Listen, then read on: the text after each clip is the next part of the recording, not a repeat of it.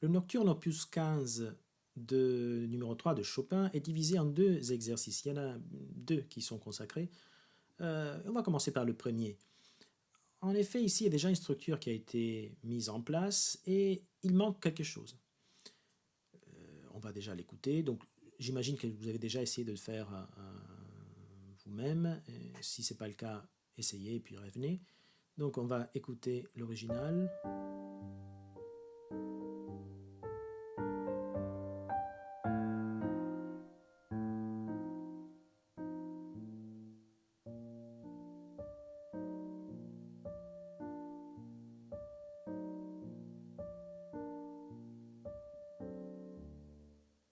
Bien.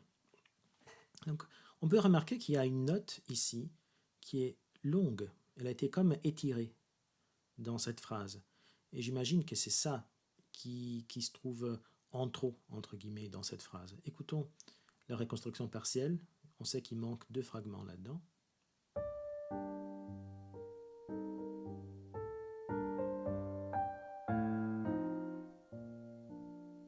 Oui, effectivement, il manque ces deux mesures-là au centre.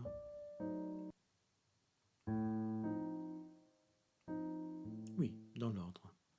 Donc on va en placer une première là et la deuxième ici. Écoutons.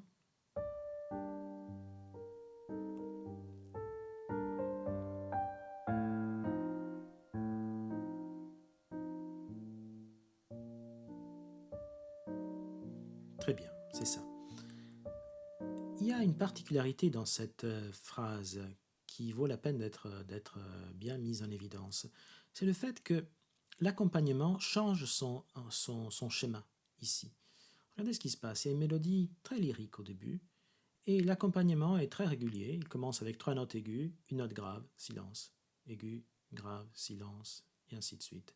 Mais au bout d'un moment, au bout de la quatrième fois, le schéma se renverse. Il est inversé ici. Donc on commence par la note grave et après on a la note aiguë.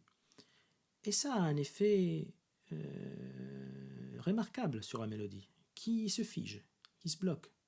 C'est comme si elle avait à ses côtés un animal qui commence à faire des vers ou qui a un comportement bizarre. Et donc il commence à la regarder ou à faire quelque chose qui n'était jamais arrivé auparavant. Donc ce qu'on fait, c'est que dans l'attente, on se fige, on ne bouge pas.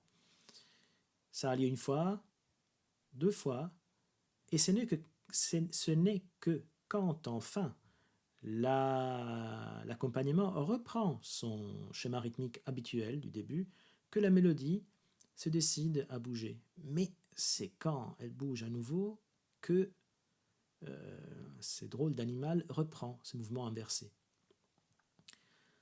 C'est peut-être pour cela que la mélodie dans la deuxième partie de la phrase est beaucoup moins lyrique, elle bouge beaucoup moins, comme si elle n'avait pas confiance, elle faisait des petits pas. Tout cela, c'est très utile pour nos pièces à venir, parce que si on peut avoir des idées de ce genre-là à mettre dans nos pièces, on sait déjà où aller chercher, au niveau des sons, au niveau des répétitions, et ainsi de suite. Il nous reste une dernière chose à faire, je pense, qui est de vérifier si ce qu'on a fait est effectivement correct, et ça l'est.